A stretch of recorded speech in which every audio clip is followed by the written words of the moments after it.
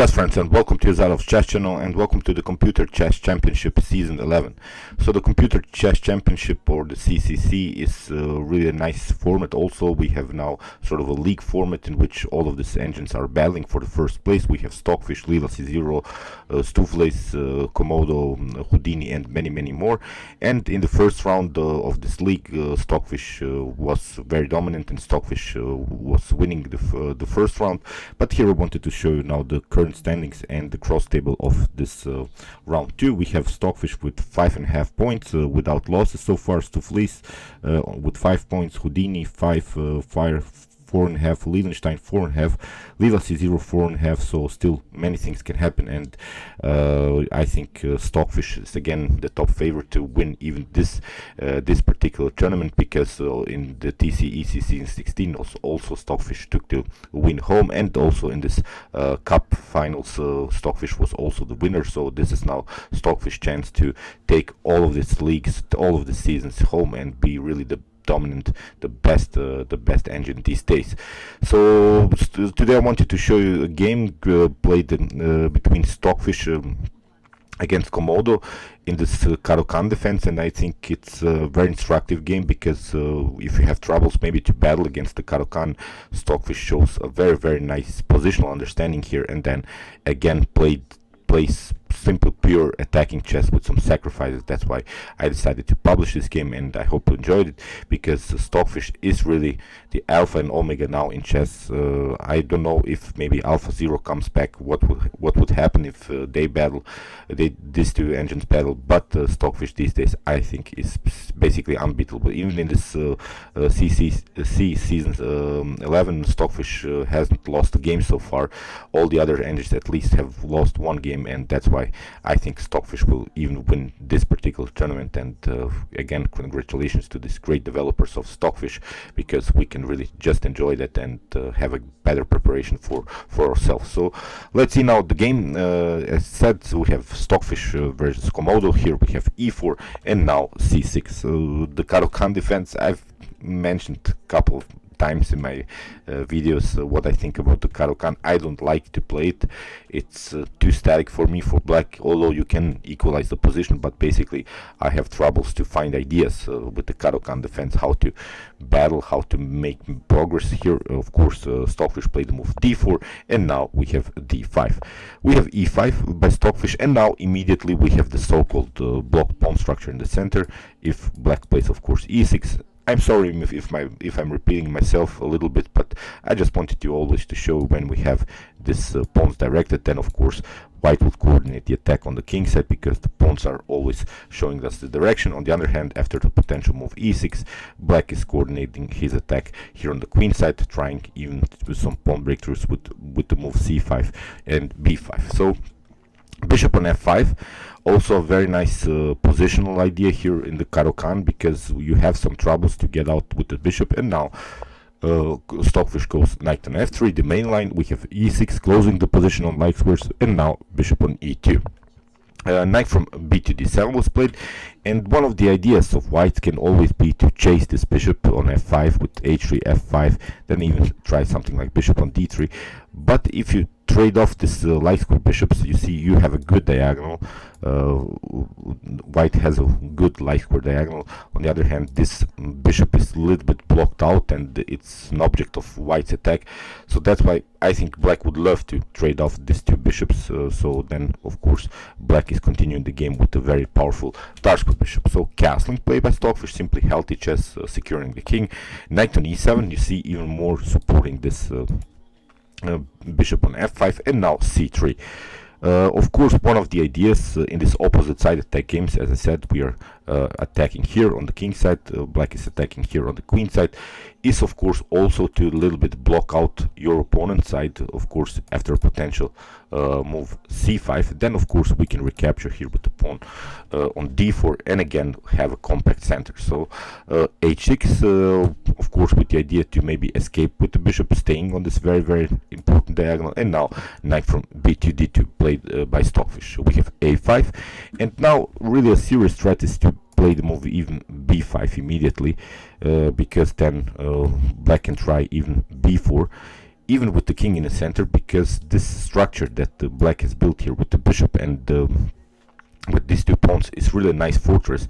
You can even support this fortress with the move g6, and you still have the knight, which is also protecting potential, I don't know, f4 f5 ideas. Of course this f4 f5 ideas have to be prepared more, but you see black is already has secured the center for at least for now, and that's why this early flank attack is possible with the move a5 and then after that b5 b4 idea. So that's why Stockfish plays immediately the move a4, blocking the queen side, also a strategical and important strategical element in this opposite side attack games.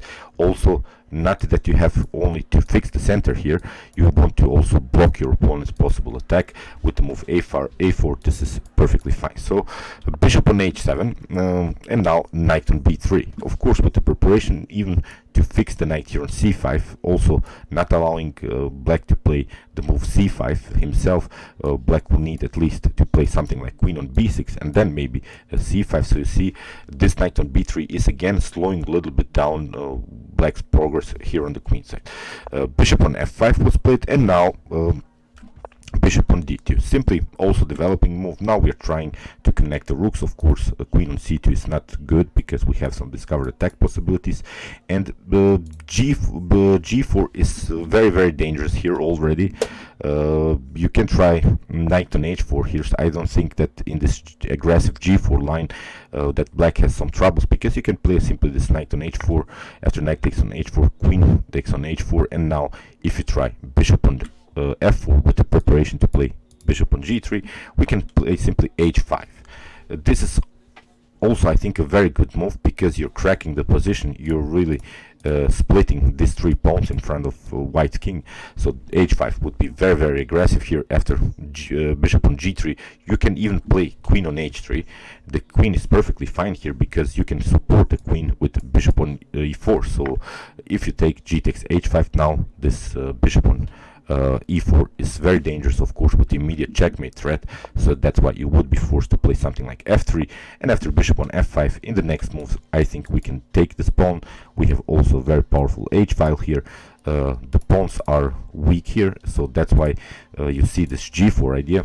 I just wanted to see if this is possible when I was analyzing the game. Is g4 really maybe a good move, with the idea maybe something like knight on d2 and then f4 f5, getting use of this very important f file. And as I said, because we have this pawns directed here, this f5 would be a master move, but first of course you have to get rid of this knight. So that's why I wanted to see really these possible continuations after the move g4, and I think that black doesn't have troubles at all here. So that's why here bishop on d2, probably the best continuation by Stockfish.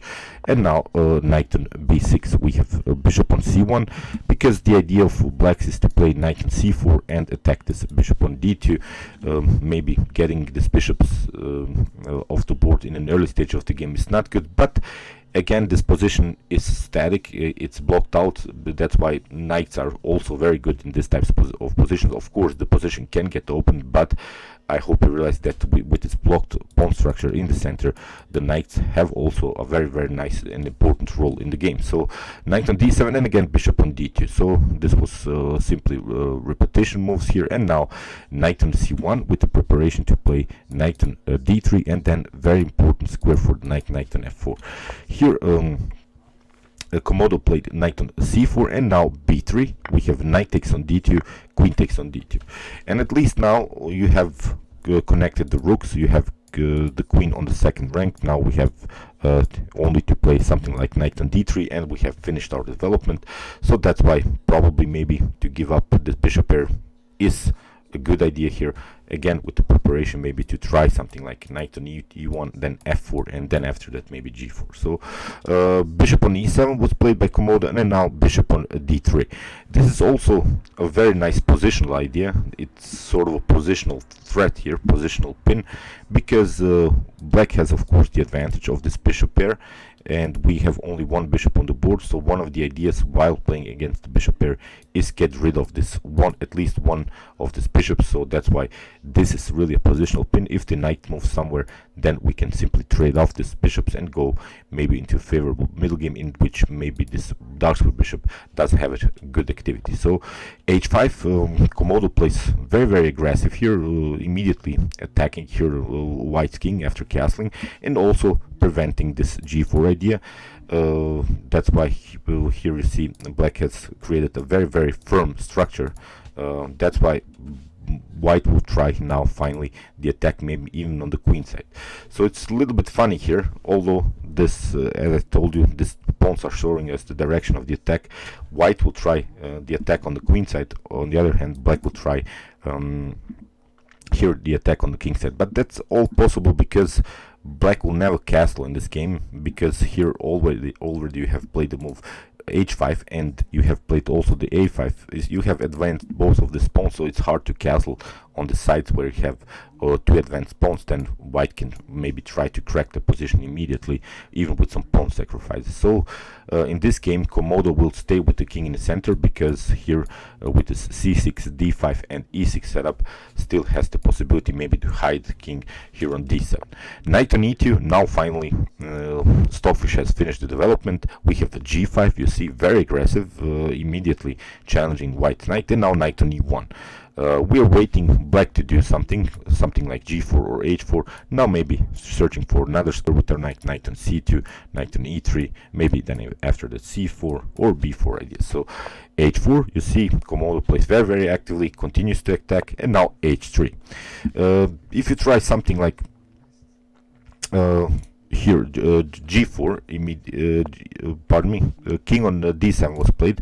If you try something like g4 here immediately to crack the position around this h3 square, then again it doesn't bring you so much. We have h takes g4, so you cannot open the file, because after knight on g7 we have queen on h6, and now king on f8 can be maybe played, but now queen on d2, and now after knight takes on d3, here h3, you don't have to open the h file, you can play something like g3, and after h2, king on h1, and the king is perfectly fine here. But now after b6, now we would finally have the opportunity to crack the position with the move f4, and then eventually with the move f5. So that's why you see after the move h3 that Stockfish has played, Komodo played simply king on d7, securing the king. It seems like a strange move, but so far the king is perfectly fine there. But of course Stockfish finds always these attacking possibilities when you have placed the king on a natural square like here on d7. You haven't castled, although of course black can have his fun here on the g file, but it's really risky, and as I said, you have advanced both of these pawns, so that's why castling was not an option here for black. So b4 immediately. Now Stockfish uses this moment. Now it's time for white to attack. We have a takes b4, c takes b4, and now queen on g8. It seems now really dangerous, because the g file can also be opened, but now Stockfish simply continues to attack b5. We have counter attack here on g4, and now queen on b2. If you try something like g takes h3, it seems like a good move, but it's basically a mistake, because we have immediately b takes c6. If you take, then of course queen on b7, and you lose the rook. Then you have to also trade off the queens, and also we have a good protected pawn on g2 here with the knight on e1, so that's why it wouldn't be a good idea. So if you try something like king on e8 then again we have c takes b7, and again it would be very dangerous with bishop, queen on b5, or even bishop on b5. That's why after the move queen on b2, Komodo didn't go for this g takes h3 idea, played simply rook on b8, trying to compete here with the queen on the b file if the position of course gets open. So king on h1, very nice move here by Stockfish, gets out also of this mess on the g file. Here f6 was played by Komodo, and now a5. Now we want to really crack the position with potential a6 moves or b6. Then after that a6 we have f takes e5, now d takes e5, and this is now really an isolated pawn. it could be a long-term weakness, but you see now how Stockfish will play simply around this pawn, around this space advantage that white has created here in the center, will get use of all of these weaknesses in black's position, and also of this weakness of this endangered king in the center. Here c5, Komodo tried to pass through and to try maybe to play the move c4, but now b6, and c4, it seems also like a good move, but it's basically a mistake, and it again would be game over for black, because you have simply you can simply take bishop takes on c4, after d takes c4, then queen on b5 with the check, cutting off this very important diagonal for the king, so the king cannot escape maybe here to f7. This is now the huge difference. After king on d8, now rook on d1 would be deadly here for black. After knight on d6, you have to cover, or you get checkmated here on d7.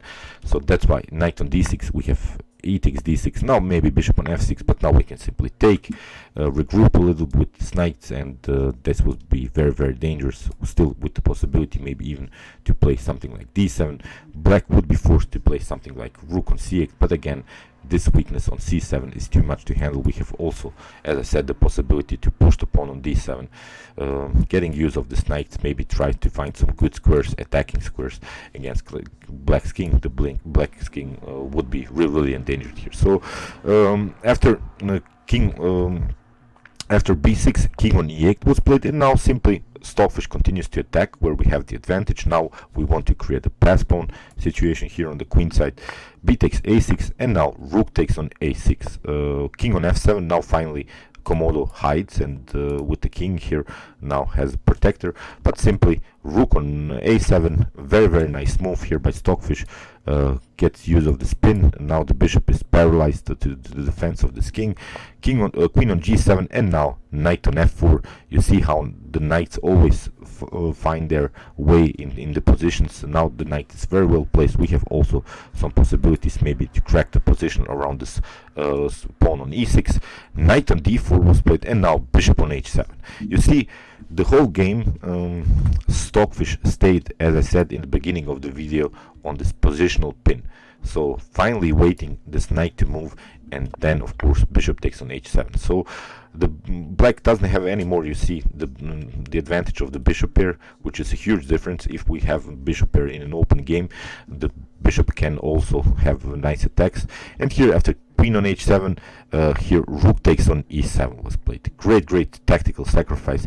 For instance, if you try to take here with the rook on h7, then you get rook takes on e7 anyway. After king takes on e7, again we have the possibility to simply push forward and maybe go with the queen here on b6. Here also very dangerous threat here to finally maybe place the queen here on d6. In the game, queen takes on h7 was played, and as I said, again a very nice sacrifice. Rook takes on e7, king takes on e7, and now queen on a3, attacking this c5 weakness. Of course you cannot take immediately rook takes on b6 because you lose the rook, so that's why in the game here king on e8 was played, and now queen takes on c5. Here g takes h3 was played, and now we have g takes h3. And you see now black's problems. Black has an open g file. Maybe black can attack with the rook and the queen on the g file, but the knight is always the best defensive piece around the king. So that's why this knight, you will see how Stockfish will play defensively, but also in attacking shapes with both of these knights. The knights will be really dancing all over the board. This pawn is very dangerous, and I hope you realize this knight is also attacked. Here in the game, rook on g8 was played. The knight basically cannot move. If you try to move the knight, then again with the possibility here to play something like queen on d6 and then maybe queen on e6, the rook is hanging. You still don't have this rook connection, which is the main difference here. And also if you move the knight, then this e6 pawn would be hanging. This knight in front of black's king would be also very dangerous. In the game, rook on g8 was played, and now Stockfish finds a very tricky idea. Stockfish plays the move b7. Let's see here the possible continuation if rook takes on b7. Then of course queen on c8, and you lose the rook. So that's why here Komodo took with the queen, queen takes on b7, and now finally queen takes on d4. We have queen on b1, and now you see how Stockfish uses diagonals, files, ranks all over the board.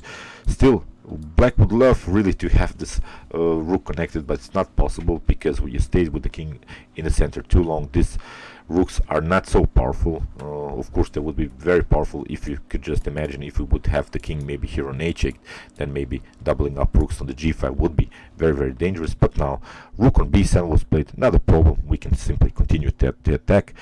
Queen on a6, and now this e6 weakness is too much to handle here for black. In the game, rook on e7, we have queen on a4, king on f7, and now knight on d3. Connecting this knight have to be protected because there are also some maybe tactical possibilities with queen on b7, and then maybe to try d4, open this light square diagonal. So these are ideas for black, but Stockfish plays, as I said, always the most accurate moves, the most active moves in the game here. d4 was played by Komodo, and now king on h2, not allowing some checks, not allowing some tempos on the king. Queen on b6 was played, and now knight on f4. This knight is a very nice knight because it protects now the g2. Now finally this knight can play much more active, with also possibilities to play knight on d3, creating a blockade against this potential advance of the pawn on d3. Queen on b1, and now queen takes on d4. Finally we have queen on c1, and now rook on h1, with the preparation to play finally knight on f3 and kicking away the queen. Queen on c6, knight on d3, we have queen on f3, and now rook on c1. These knights are perfectly fine. You cannot get checkmated with this queen and the rook with these two powerful knights.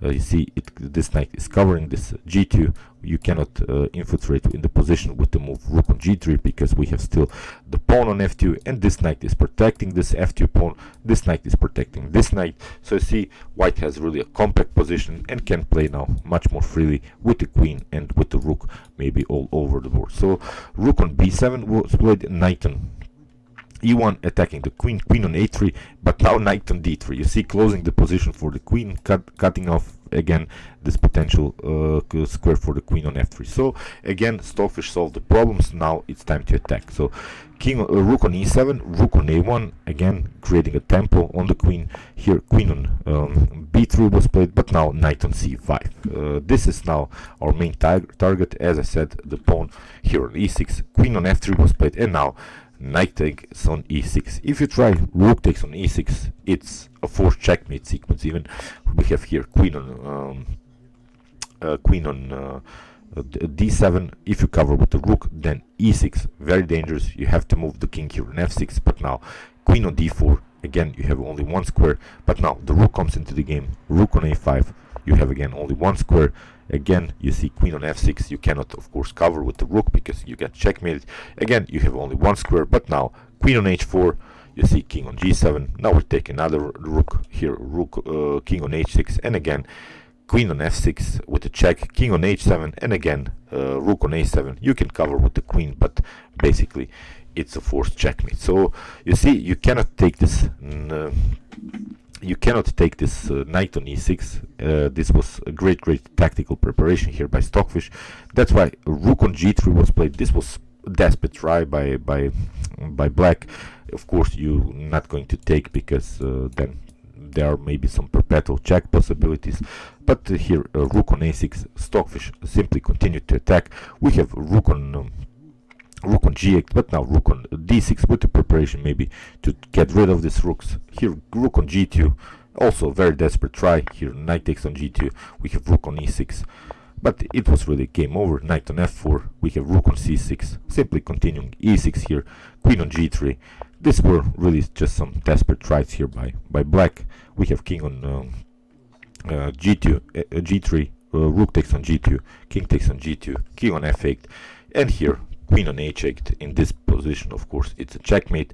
but of course the game was over many moves before. Stockfish didn't fall for any tricks, consolidated the pieces, really had a compact position with both of these knights, cracked the position here around this pawn e6. That was the main target, the main weakness, and really crushed here this very nice Caro-Kann preparation by Komodo with this early flank attack. But you see how dangerous it is when you stay with the center against Stockfish. Stockfish uses these positions immediately and opens the position accurate and plays very accurate with the pieces. So, okay, I hope you enjoyed this game. We'll follow this CCC seasons 11. I hope you enjoy these games because I think they're really instructive. They have good strategical elements, and I think for sure Stockfish will also win this tournament after the season 16 and also this TCEC Cup 4. Stockfish will probably take also this third very important tournament. And again, I wanted to congratulate to this great developers, because they're making a good job for all of us. Then we can of course improve our own chess game and have a nice preparation against other players. So okay, meanwhile you can watch my other commented chess games played by computers, and you can also watch my best chess games of all time if you want to see Mikhail Tal, Bobby Fischer, Garry Kasparov playing in their best chess games in history. And you can also subscribe to my channel if you like this content. Thanks you for watching, guys, and chess is the best, of course.